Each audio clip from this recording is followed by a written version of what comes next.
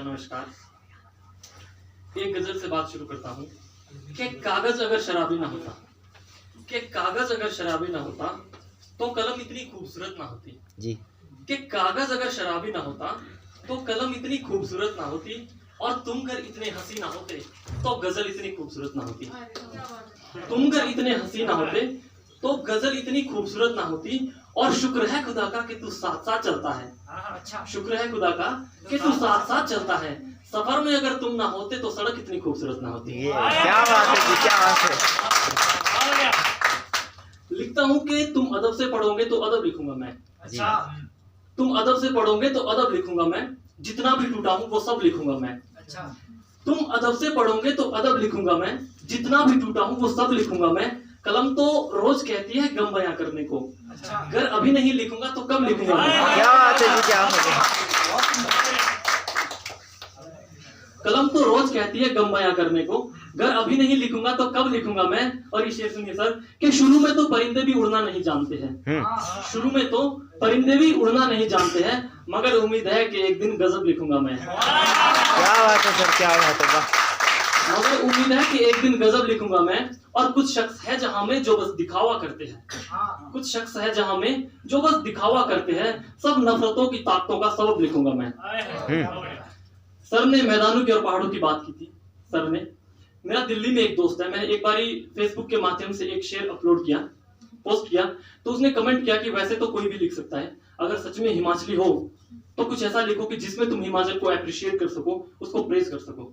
Sir, मैं व्यक्तिगत रूप से दिल्ली की बहुत रिस्पेक्ट करता हूँ। We should respect Delhi because Delhi is the capital of our nation, तो हमें करनी चाहिए। तो मैंने उसको रिप्लाई में दूसरे दिन एक शेर लिखा कि बारिशों में अगर तुम हो तो बादल में हम है।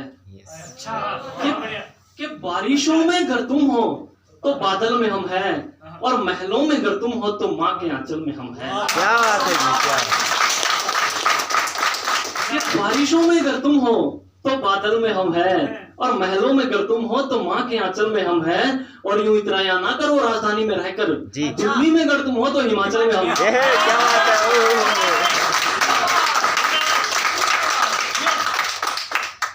एक शेर है कि जो शायर होता है, जो कवि होता है, जो पॉइंट होता है, वो हमेशा काश और कभी में जीता है कि काश ऐसा होता, काश ऐसा होता, क्योंकि उसके सपने कभी पूरे नहीं हुआ, हमेशा टूटा हुआ होता है। तो इस शेर को आप सिर्फ महबूबा के लिए ना समझे, किसी के लिए भी हो सकता है। जब हम घर से निकलते हैं अपने सपनों को पूरा करने के लिए, तो कुछ इस तरह से एक शायर ने सोचा है। मैंने ये शेर जब लिखा था तो मैंने भी अपने सपनों के बारे में उस दिन बहुत सोचा था कि कुछ सपने हैं जिंदगी में जिनको पूरा करना है।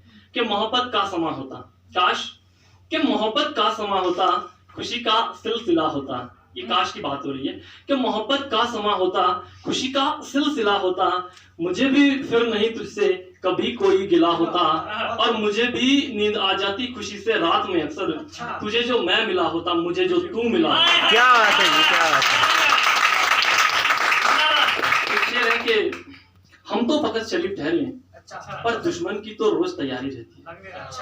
हम तो फकत शरीफ ठहरे, पर दुश्मन की तो रोज तैयारी रहती है। पर गनीमत है कि कलम फिर भी बंदूक पर हमेशा भारी रहती है। क्या बात है, क्या बात है। और एक आखिरी शेर जो मैं शिमला के लिए डेडिकेट करता हूँ। ये जो शेर है ये मैंने सर्दी में लिखा था, जब मैं घर से आया, जनवरी की बात है। तो मैं जब सुबह सो के उठा तो मैंने बाहर देखा कि बाहर जो है बर्फ गिर रही है।